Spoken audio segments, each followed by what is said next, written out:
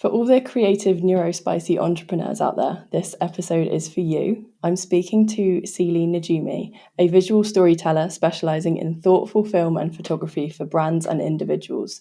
A friend of mine who did my branding photography, and she shares her story living with ME, CFS and ADHD. We celebrate being creative and multi-passionate, and Celie shares some of her lived experience, how she set up her business to support her needs, and strategies she uses to find a healthy and sustainable work-life balance. Hope you enjoyed the episode.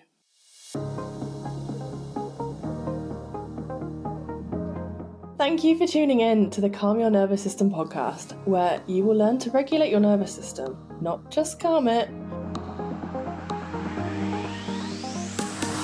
I'm your host, Jenny Adams, and I'm a somatic coach who has recovered from debilitating ME and trauma. Alongside my guest experts, I'm here to share tips, stories, and debunk jargon, what is somatics anyway, about how you can regulate your nervous system so you don't have to live with chronic illness, burnout, or debilitating trauma for the rest of your life. A joyful life is possible!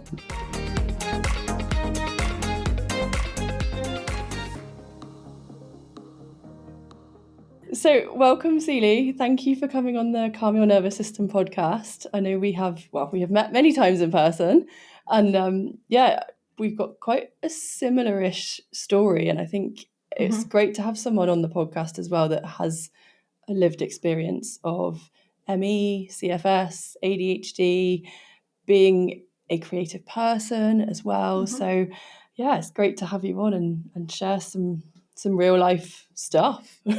Yeah, thank you for having me. I'm really looking forward to this conversation. Yeah, me too. And it's also nice that we're bonding professionally, not in hospital, because Celie is the person that drove me to hospital when I went into anaphylactic shock a couple of years ago, wasn't it? That was a fun night. Yeah, I'm glad I've seen you a few times since, like not in that space. Yes, I'm healthy and like I can breathe right now, so all good. Yeah. Cool. So first of all, I guess if you want to tell us a little bit about what you do and how you came to doing the thing you do. Yeah, so I'm a photographer. I had a very classic story of when I was a teenager. I was given a camera and I was like, this is the best thing ever. But it was always a hobby, and I thought I was going to study zoology or psychology or criminology, something along those lines at uni. And then I decided, actually, I really want to stick with photography. This is my jam. So I studied, specialising in documentary photography. And then I've worked in-house for a couple of brands, doing commercial product work. And then I've worked part-time, freelancing alongside kind of shop work and bits and bobs. And then 4 years ago, I had a mental breakdown after quite a stressful time in the world. It was kind of in early 2021, so the pandemic had happened, all that jazz. Found working in a shop really, really stressful during that time. And so I decided to just go for it, go freelance, see what happens, and still doing it. So it went pretty well. So I specialise mostly in branding photography. I also do editorial work, fashion work, cover events and community projects. I do my own personal projects. And I've started doing film more recently as well. So yeah, I'm a busy creative bee. Yeah, I love that. And again, such similar backgrounds, because I studied photography when I was in my teens at A-level, got into uni to do forensic psychology, I think, and criminology, something like that. So obviously the fascination with the brain and what's going on with us and other people is definitely there. And I would love to hear a little bit more if you're happy to share with your bit about your story. And because I know you've had ME, CFS, and late diagnosed ADHD as well. Yeah. And that transition as well from the corporate world, employed to self-employed. How did those affect each other? And yeah, if you'd like to share a bit about your journey, I'd love to hear. So it's so funny that looking back now, I know I've got ADHD. As a kid, it was so obvious, but obviously no one spotted it. My brother was diagnosed being on the spectrum and ADD when he was like 7 or 8. But then obviously I was expressing it in a very different way. But also now I know that my mum is like hugely ADHD, probably autistic as well. So everything makes sense. But I was diagnosed with chronic fatigue in 2017. I graduated uni 2016. My final major project really took it out of me. Basically, I tried so hard to get a first, and I did get a first. Was it worth it for crashing out for a long time afterwards? Not sure, but I had this idea in my head that I was going to get a first, and I was going to do these big projects, and I did them really well. Paid a heavy price for it. Basically, I worked through having like flu or some kind of bad illness, and I just carried on going to protests. And I was working up and down the country, traveling up and down the country to photograph activists and campaigners for my photo book that I was making. And that was a very intense time, and I just pushed through and crashed out as soon as I graduated. Basically crashed out, and I could only work then kind of part-time, and then still I wasn't really doing anything fun alongside that. It was just doing little bits and bobs. And then I was diagnosed. It was either the end of 2016 or 2017, I can't quite remember. And I started to get better. I made some kind of lifestyle changes, and I think when I understood that that was what was going on, I could take steps to make it better. And it did get better slowly. And then I could start working full-time, do my in-house work. So I started doing the more corporate commercial photography, which was a strange time because I could write all my forms and stuff. I'm a photographer. Great. Love that. Like, it was a really cool time to have my first photography job. But at the same time, it wasn't the kind of work I wanted to do. It's not what I studied for. And also I was so exhausted that like I couldn't really I was working part-time freelancing alongside it, but because I wanted to like build up my portfolio and start a business and all these things, but all of that was very overwhelming and tiring. So I wasn't doing as much as I wanted to. And then I was made redundant, which was like what's it called? A thingy in disguise. What's that phrase? Blessing in disguise. Blessing in disguise.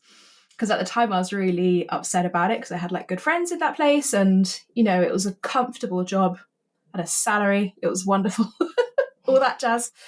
But actually it led me to really pursue freelance stuff. So I was only working part-time after that so I could do more freelance work.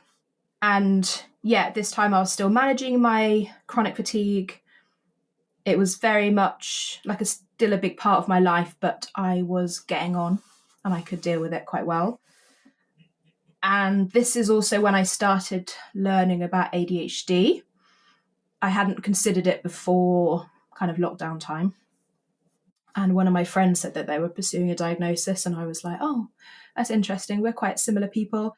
And they were like, maybe you should just look into it. And I was like, oh, I'll just look into it. And then as I looked into it, I was like, but for years still after that, I thought, well, I can't have ADHD because I've got chronic fatigue. I'm exhausted all the time. Can't have ADHD. That doesn't make any sense. And I went to my doctor, who I've known since I was about 16. I'm really, really lucky to have someone who my family has known for a long time. And I said to her, someone's mentioned about ADHD, and I was looking into it, and it suits me, but chronic fatigue, that doesn't work. And she was like, I think I'll put a referral for you through. And I was like, oh okay. She needed zero convincing. I went in there with like a sheet of A4 with all the reasons why I thought I might like a referral. And she was like, I'll just do that for you now. And I was like, oh, so you think that? And she's known me for 10 years. And she said that, actually it was really common for people to have a chronic illness or to have a lot of fatigue as a neurodivergent person. And when I got that kind of validation from her, I was like, oh goodness. And, I hadn't even researched it that much, having a chronic illness with ADHD, because I think I was just a bit nervous of what it would say, or I didn't even think that there was any point in researching it. So her telling me that was the first time I'd really chatted about it properly with someone else. So then it must have been a year or so after that I had my diagnosis, a year or two. The timeline, you're blurry. And was this all through the NHS? Yes, I did the right to choose scheme referral process. So I was referred, to right to choose from my GP. And I think that process was a couple of years, maybe a year and a half. And so I was diagnosed in 2022, I want to say. And so that was about a year and a half after I went self-employed fully. And then I started having medication and coaching and all the good things. And it made my business and my life a lot smoother for a while. And just that realization of, well, this is why things have been difficult. And there was a grieving process that went through with that diagnosis of, well, if I knew a long time ago, I probably wouldn't have crashed out so hard and I wouldn't be being affected by this illness that I have to think about every day. But I think also since having the ADHD diagnosis, my chronic fatigue symptoms got like dramatically better. Like they were pretty good before that. Kind of, I think I was suffering quite badly until about 2019. And then from then on, it got a lot better. But then in the last couple of years, I feel so much better. And I think that managing my ADHD, because I really know about it, has hugely just impacted my body, which is wild. Like I went to the gym this morning, I did a learn to lift class, which is really exciting. And on Monday I went to the gym and then I went bouldering. Like a few years ago, exercising 3 times in a week would have been absolutely like just impossible. So it's really cool to know that now I can do that and not think I'm going to die. So yeah. And I'm achy. Yeah, I can feel it, but it's manageable. That's what's meant to happen. Yeah, and I mean, I'm sure I will ask, and I would love to hear more about like the lifestyle transitions and the mindset shifts and things. And I think just first of all, thank you for sharing your story. And I think so many people listening will probably relate, and I do, especially when you say about, well, I can't possibly have ADHD if I have chronic fatigue. Like, how am I so exhausted and have something that has hyperactive in the name of it? Like, yeah, exactly. Huh? Fatigue and hyperactivity? What? They're like polar opposites. Yeah. So, but I've seen this in myself, so many of my clients as well, that the late diagnosis, the masking, the lack of support, you know, the what the fuck is wrong with me? Why can't I just do normal things? Burns us out. And then we keep pushing and we keep pushing. And like you said, you know, going through that period at university of almost like sacrificing your health in order to get the first. 100%. And like, why did that happen? Is that, you know, what is wrong with the messages we are getting from society and everything that says your first is more important than your health and you?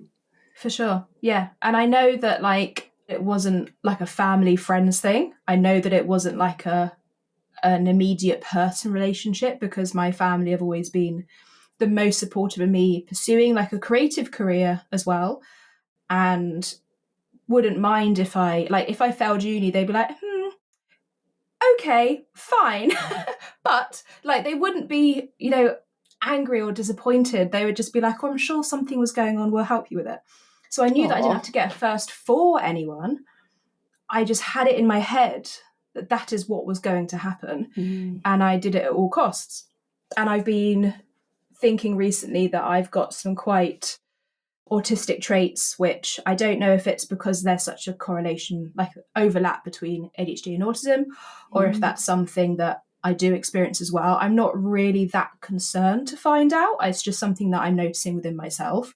But that kind of black and white thinking as a teenager could be a trait that's along those lines, as well as, you know, just having to put in so much effort, more effort than my peers because of the ADHD to achieve something that I wanted. But I didn't know that I was putting in so much more effort until kind of afterwards.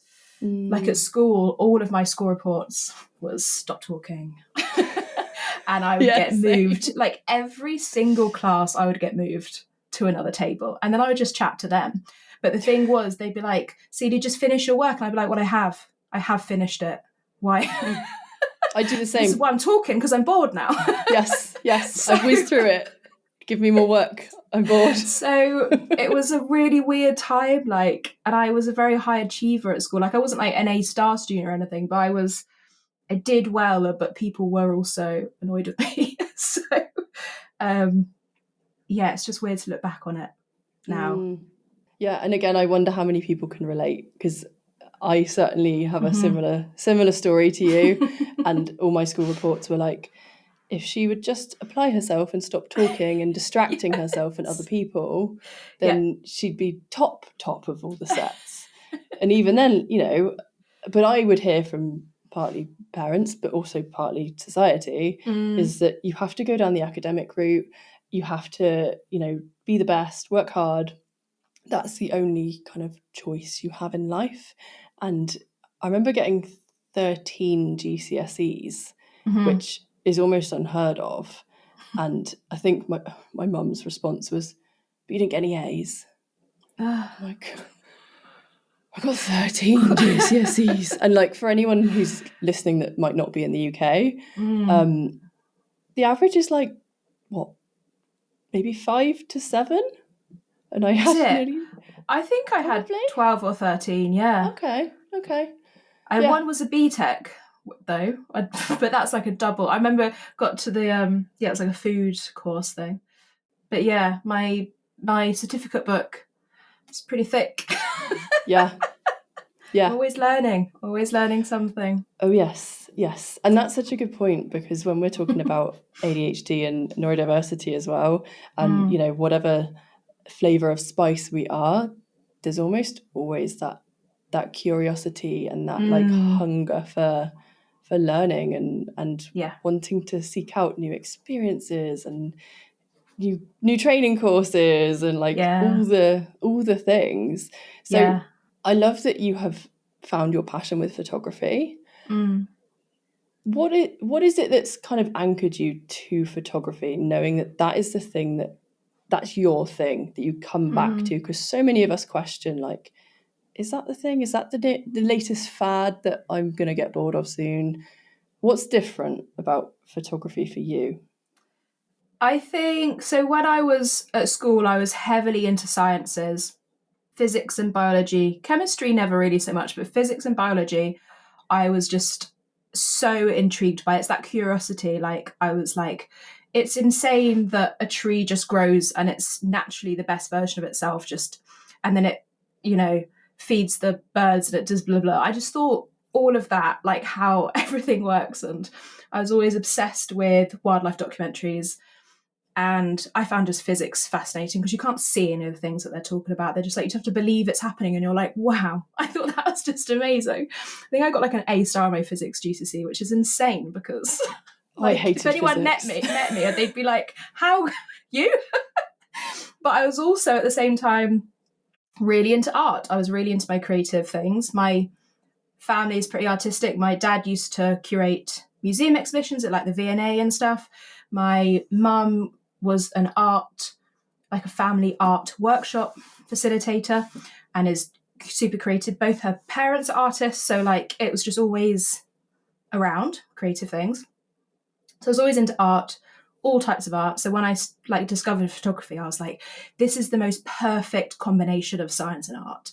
And it still like amazes me now that, like, I mean, as you can see, I'm just obsessed with cameras. I think they're so beautiful. They're so perfect. There's so many different types and varieties in the way that they work. And I just think they're really cool. So I just think it's amazing. Then it's that crossover, because I was always so interested in psychology as well. So between science, art and psychology, photography, like psychology of how you're connecting with people and how they think and their stories and how they live. The crossover between art and psychology and science is just photography. That just makes so much sense. And it is just a tool I can use to connect with people and create art with them, which is very much what I do now, is how I've used all of my skills and experience in my education to put it into this amazing package where I'm making art with someone to tell their story and to let them tell their truth and express themselves in the exact way they want to. But by using this like inherently scientific kind of method, really, yeah, I just think that's amazing. Yeah, I love that. And I mean, I just want to reflect back to you as well, just what I'm hearing from this. And I hear this with so many other neurodivergent business owners and entrepreneurs, is that we've taken like all of these random interests and various different, jobs and just interests over the years, and we kind of like mesh it into our own thing. So you Yeah, might that's say, so true. I'm a photographer, but like you did all my branding photography, and I have had branding photography done before, and the pictures were okay, but it was with a man who was just like, go on, smile, smile, ha, ha. And it was just like, they're all a little bit cringe. And I felt when we did our photo shoot a couple of years ago, we had the opportunity to connect beforehand. We like planned what we're going to do. And there was that opportunity of connection. And I used to be a photographer, one of my many 27 jobs I think I've had, shooting weddings and nursery photography as well. And like, you can know the ins and outs of the camera. And I remember at A level, like how to develop film and all of that. Yeah. If you don't have the connection and interpersonal skills, Yeah. good luck. Because that is such an important part of, photography. And what I really loved about my shoot was, it was when the Renaissance Beyonce album had just come out, like 2 months, and like anyone listening probably knows I'm a massive Beyonce fan anyway. And you had your little speaker clipped to your belt. Yeah. And you just had songs playing, and I was just so like, we're at the just beach, comfortable. Weren't we? We were at my local beach in Breen, and we just embodied having fun, and you were capturing me as opposed to like getting headshots for a profession.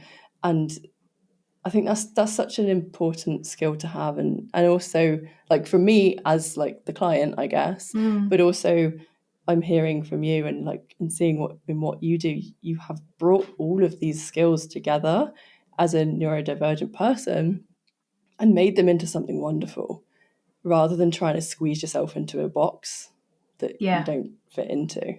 Yeah. Oh, thank you so much for saying that. I love that you had such a good time. I had a really good time shooting with you, so I'm glad that you've like held on to that experience as well. That's really lovely. Yes, it was.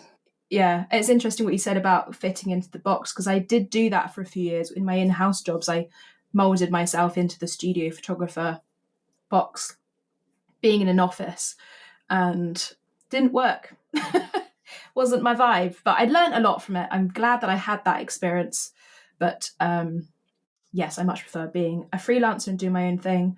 And I've also, because I've got my main offering, which is the brand story experience, which is what we did with you, and I've now that was a few years ago, and it's kind of evolved a bit more, and now I'm bringing in some of my nervous system regulation tools, and we start now with like a grounding exercise right at the beginning of the photo shoot.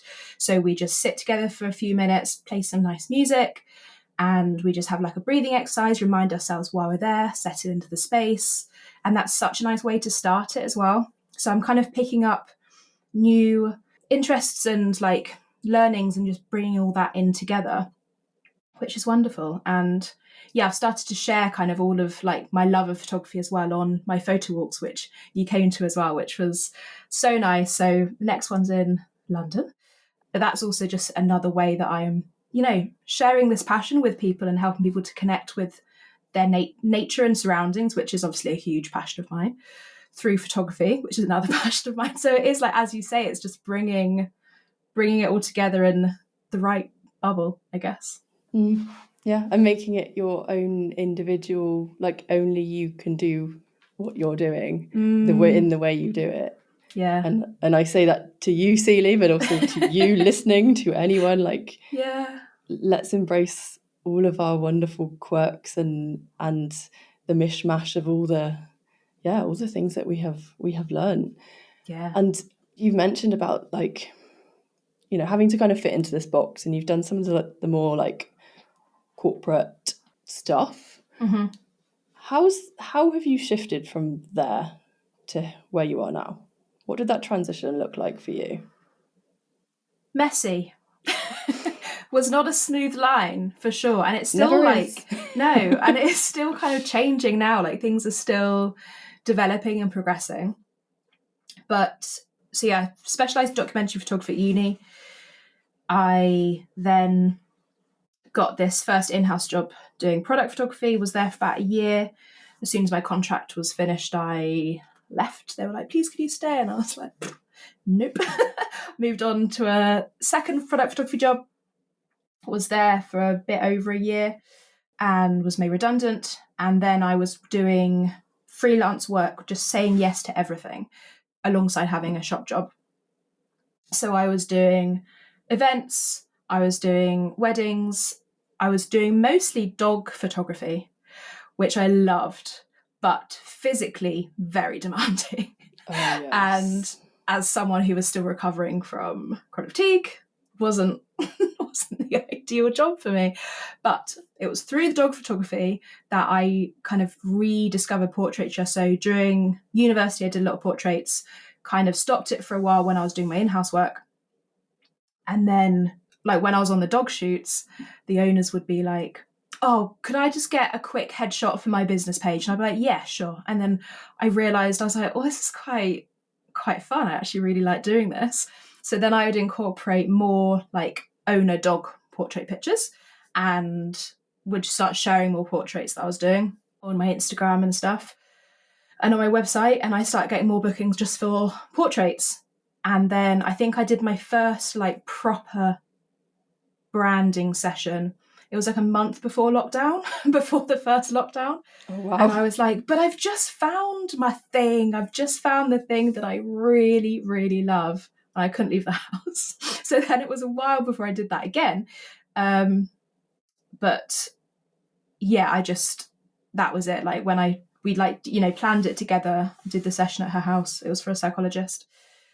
And then I did a skill sort with my hairdresser, doing her branding shots in exchange for a cut and colour. And then it went from there, and it kind of just snowballed quite quickly after that. Mm. Yeah, I've kind of, on the side of that as well, been doing like editorial shoots and portraits for families and for individuals and people who aren't business owners, who just want to have like a experience of being seen and held in that space and have some nice photographs of themselves, celebrating things a lot of the time. And yeah, photographing community events and kind of protests and still into that. So yeah, I did weddings for a while alongside all of that, but I don't really do that anymore. No, yeah, they're energy. hard work, aren't they? 10 hours of shooting does not vibe with my energy. So I decided to let it go. I much prefer, if I'm doing like a full day of shooting, I'd rather it was with one person rather than in a whole big event. So yeah, I've worked out how I can make my work and my energy levels work for me. Does that make sense?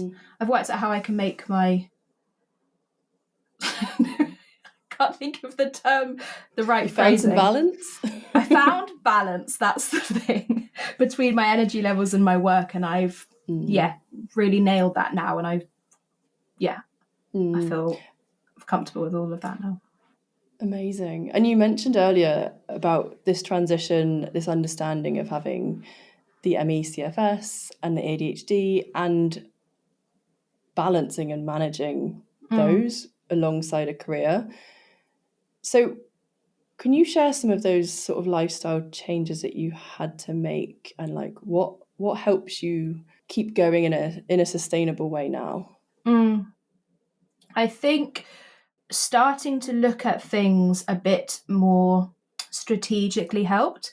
And I think that was something that the ADHD meds helped me to do when I started those, was to kind of zoom out and to assess the situation a bit better and kind of make and I've spoken about this recently, is like having a task menu and literally writing out everything that I need to do within my business, how long it takes, if it's a strategic thing, a creative thing, and I can just choose from that list if I'm got a bit of extra time or something, or I can use that to help me like block time, which I find really hard to do. Time blocking is still not my favorite thing. But sometimes I can do it and it works, but most of the time it's not my jam. Yeah, me neither. I've got to feel like I want to do it. Yeah, it just doesn't. But it's that PDA thing as well of like, well, past Celie told me to do that, I'm not going to do it. Yes. Which is ridiculous, but that's how it works. So yeah, being able to kind of zoom out and strategically think like this kind of service takes this many hours overall, and yeah, being able to split that up and block it out. I started like very slowly introducing exercise back into my world because I stopped it for a long time because I was very scared of it. And then I had some help to kind of like introduce it through a proactive scheme, which I don't know if it is a countrywide thing or not, but basically my doctor referred me to the gym and I got a discount on a gym membership. And I also got 3 months I got it 3 months for free and then a discount. So I had support in exercise and getting back into exercise because of the chronic illness. And was that working really with good. People in the gym, like personal trainers that know and understand chronic illness as well? It was a special proactive coach. Oh, wow. Which was excellent. I don't know if that is a thing or if it's just in my town. I don't think so, because I would have been one of those people a few years ago. Right. No, yeah, it was excellent. So that got me back into exercise in 2023, I think. So then I still go to the gym now, but that was the catalyst for that, for sure. Because I was too scared to spend money on exercising when I thought it might, like I was just nervous about it. I think just having a pricing structure as well in my business that allows spaciousness and allows me to have breathing time. I take buffer days, so every 2 weeks I have a day off that I can just do whatever I want in. Like if I feel like I want to do a bit of work, I can. But mostly it's like, it's not even a day to like meet friends. It's just a day. And I can have a movie day. I can take myself out to Bristol, have like a date day by myself. I can go to the woods. I can take the dog to the beach, like wherever I want to do. Or I can just chill out on the sofa. Or I can do a day of painting. Like my buffer days are hugely important for me now. Yeah, and I've kind of created like a series of packages that like support me to do that. So I'm not having to shoot loads and work loads in order to meet my kind of basic needs. And I'd also like, I would rather have less clients who I focus on more thoroughly than have like, so I don't do like mini sessions anymore. And I have kind of, less clients that I work with for longer because I'd much rather put more of my focus and energy into each person than split my energy between lots of people. I find the admin for that more difficult. I find the energy in working with lots and lots of different people more difficult. And so that's been a big game changer for me as well, just kind of structuring my business in a way that works for my brain and my body. And it means that whoever works with me gets the best of me, 100%. So yeah, that's very helpful. Yeah, I love that. And this is such like progressive and supportive ways to actually have that work-life balance. And I'm also hearing a lot of compassion, like self-compassion and acceptance and understanding of what you need. And I do wonder, is there a piece in here? Because I've been through this and many of my clients have been through this not accepting and this fighting and this resistance and fed upness and like did you go through any of that? And how did you get to like for sure this version? I've had like a lot of periods of anger and of grief and of blaming other people. It's like when I was diagnosed with chronic fatigue, I had a real grieving period of because I thought that I was going to do more like photojournalist work and travel around the world and do lots of really big assignments and very energetic assignments. That was what I thought would happen. So then when I was diagnosed with that, I thought, well, that's not possible now. And I was really upset about it. And then I thought, well, we'll just focus on this year. We'll just do this year. And just really taking it like a step at a time, being like, that doesn't mean it can't happen in the future. But it took me a long time to kind of it's also that ADHD sense of urgency. It's that everything has to happen now. So but at that time as well, I didn't know about ADHD. So I was trying to do it all without that context. And then when I was diagnosed, I was, again, pissed off that no one knew, that no one noticed it before. Like, both my parents were like trained teachers, and I was a bit annoyed that they didn't know. But they weren't trained to spot ADHD, so of course they didn't know.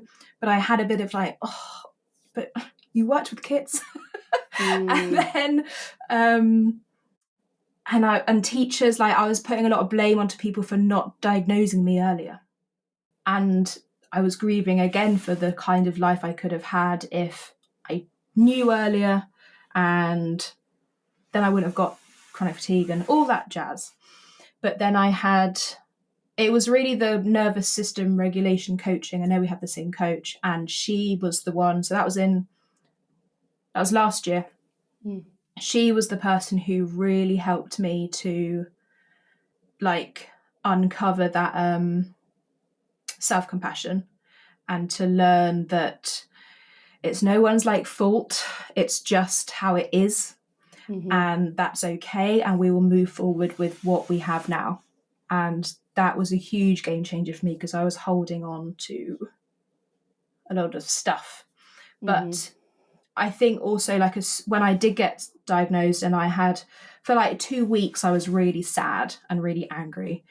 But at the same time, I was like, oh, what a relief that I know. So I was holding a lot of different feelings all at once, but I didn't feel happy about it, or like, I didn't have a positive feeling about it for a good couple of weeks, because I was feeling everything very deeply, which is a beautiful trait that I have. And I love that I can get extremely excited and extremely happy about things, but also I can feel the sad things very, very deeply, which I'm also learning how to sit with those feelings, move through them into something else, instead of trying to ignore them and bottle them up, and then that hurts your body. So it's like, it's sitting with it, acknowledging it, accepting it, being compassionate about that's what's happening, and then working through it and out of it, which that's also been a huge game changer in business. Like, if someone doesn't accept a quote, or if they say that I'm out of their budget, or I'm not quite the right photographer for them, I used to be really hurt by that, and I would really take it to heart. And now I'm like, awesome, best of luck. Have a great shoot with whoever you choose. Or I have a more logical reply of like, I'd love to know your budget. We can adjust the scope of the project to suit it, see how that works. I'm much more of like thinking of it in a business way rather than a personal way, which is much better for my heart. Oh, yes. And that sounds like such a more regulated way to approach, business and life. And I think for anyone that's listening that's an entrepreneur or runs their own business, I think we've probably all been there, where we're like, it's a personal rejection of me. What's wrong with me? And it's really not. No, it really isn't. So with with our coach, I'd love to hear as well, like, what are some of these like, are there any specific like nervous system tools that you use often, or practices that just help you look after yourself and find that balance?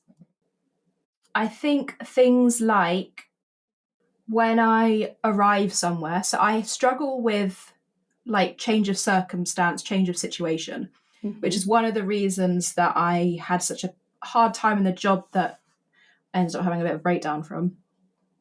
I shouldn't diminish it. I had a breakdown. One of the reasons for that was because the situation I was in with that job, everything was changing all the time. I found that very difficult. Didn't necessarily know that was the reason, but now I look back and I'm like, okay.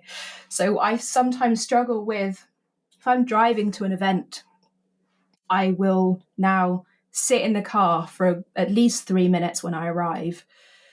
And I try my hardest not to go on my phone. Sometimes I'll get it out, but I try my hardest just to sit and do like a 4, 5, 6 breathing usually, and just give myself some space between arriving somewhere and like going into that event or going to see my friend or whatever the next step is. I try and give myself space between the things, because I know that I find it like my brain just needs a bit of space between them, otherwise it can get overwhelmed. But that's an easy thing to give myself. And some kind of mindset shifts of, like zooming out and looking at things in a wider context, and like knowing that, because there's a lot of things I want to do in my life.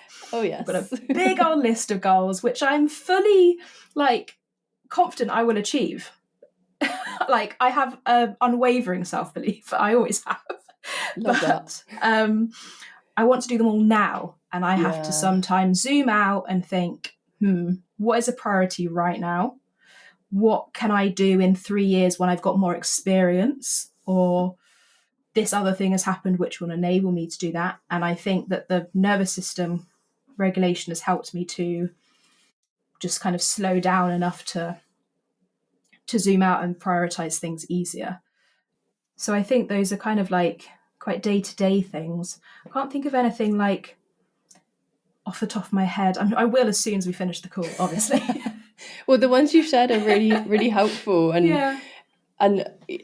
you may or may not know this, but transitions is often something that ADHDers struggle with. You know, the flipping between tasks, the arriving somewhere and then, getting out the car, just those transition things can be a bit of a struggle sometimes. The fact that you actually you're aware of that and you give yourself that opportunity to just be like, okay, just going to arrive, just give myself a little bit of space, because I've said this on this podcast many times before, nervous system healing practices are not just like the shaking and certain breathing techniques and, release and all of this. A lot of it is just, I know I need 3 minutes before I go into the next thing, and I give myself the 3 minutes, and it's as simple as that. And it makes what is a it you huge intuitively difference. need?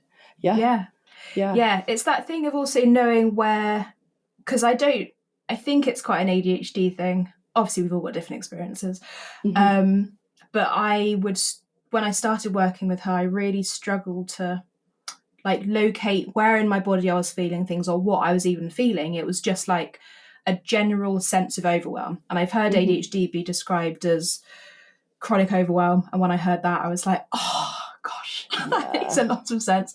So because I feel everything very deeply, and I'm often feeling a lot of things about even just one thing that happens, I will feel a lot of things about that one thing. She really helped me to understand what those things are, where in my body they might be happening, and then it's easier to move through them, to sit with them and then move through them when you know what it is that you're trying to come out of or you're trying to feel, rather than I'm feeling a lot, which isn't very helpful. So yeah, I think that was a really, really good thing that she helped me with as well. Amazing. And this is where like the somatic practices and nervous system work is so beautiful, because it can take us from that just everything's too much, everything's overwhelming. And so many people that I work with, I see them at the beginning of their journey with me, and they're just struggling to connect to anything. It's either painful, overwhelming, or we're up in our heads telling a story about something else. It can take a process and time to actually learn to check back in with ourselves and say, well, actually right now there's a little bit of tension in my right shoulder, and that feels like a little bit tight and a little bit hard. And to be able to have that degree of language and the checking in and the noticing, like that's a skill that's developed through practice and getting curious. It's not necessarily something we just like we've got, especially when we have learned to disconnect from our body for what might have been a very, very long time. So to kind of sum things up and finish off then, is this going to be something that you're offering with you're doing some one-to-one mentorship? Are you bringing some of these tools in? What's that all about? I've got a new launch happening at the moment. So by the time this podcast comes out, by the time the podcast comes out, you'll be able to book a Spark session. So these are one-to-one mentoring sessions for photographers. And they're aimed at photographers with a few years of industry experience under your belt, but you're kind of struggling to either generate more of the work that you really want to do, or your workflow isn't quite working for you. Like if you're where I've 100% been editing until midnight and I'm exhausted and I'm like, why can't I just do things at the right time? Or like the things just seem to take ages to do and you're not actually earning the money that you want to, even though you're working round the clock. So it's helping you to kind of get that work-life balance back through really good workflows, systems, help you to get some more technical skills so you can really nail the edit you're after. And learn some kind of techniques to, just ensure you're running a business that you really like to be in, and that you're making art that you really love and the type of art that you really love. Because that is what we are. We're artists at the end of the day. We're business owners and we're artists, and you can live as both. They can work side by side beautifully. So that's the Spark session. Amazing. Yeah, that sounds incredible. And from a nervous system perspective as well, like I know when we are doing something that lights us up and we love and we're in that creative energy, and most importantly we are regulated, that is when work becomes easy. And I remember when I was working as a nursery photographer, I think I was on minimum wage at the time, and this job had come to me and it was £10 an hour, which was a lot at the time. And I was like, amazing, I've spent like 14 hours editing today. And they're like, oh, no, we're not paying you for your editing time. We're only going to pay you for like shoot time plus 2 hours or something. I'm like, what? But it's taken so long and so much energy. Yeah. But I realised it was just done in such a dysregulated way then. So, when you're like overthinking things and just like not confident in your ability, and then you overdo it. Like I know that there was a time where I would edit a wedding gallery 2 or 3 times, which was insane. That's a lot of photos to re-edit. Hundreds of thousands of pictures. And that was because I was not confident in my, like, in that thing and what I was putting out there, and I wasn't trusting the process. But now that seems crazy to me. Yeah. Well, and this sounds amazing that you're offering this sort of mentoring as well. So for anyone that's interested or wants to hear a bit more about you, we'll put links in the show notes. But is there anything in particular that people can find you on? Yeah, so you can find out more about like the brand story experience, which is my signature package, personal brand photography package. You can find out more about that on my website and my Instagram. You can see recent work. I share thoughts and advice and stories about being a neurodivergent creative on my newsletter. I've also got a Substack, which I write on very spontaneously. It's work adjacent. It's not a work thing. But I've got a Substack called The Sun Will Wait For You, which I write about learning to be bored mostly and being a creative. Yeah, I think that's awesome. Everything. Everything will be written down. Yeah, we'll put it in the show notes if anyone is interested. And yeah, I love your newsletters as well when they come out, because there's just such an authenticity that's shared from you in all the work you do. So thank you so much for coming on the podcast. Thank you for sharing, and hopefully people listening might be inspired to make some changes. And yeah, thank you so much for coming on. Thanks for having me. I've really enjoyed this. Yay, thank you. Thank you for listening to this episode of Calm Your Nervous System. I hope you found the conversation as interesting as I did. If you would like to start healing your nervous system, I have a free energy diary available just for podcast listeners, which will really help you see your blind spots about how you're spending your time and your energy. Find it at jennyadamscoach.co.uk/podcast. Find out more about me and somatic coaching in the show notes below. See you next time.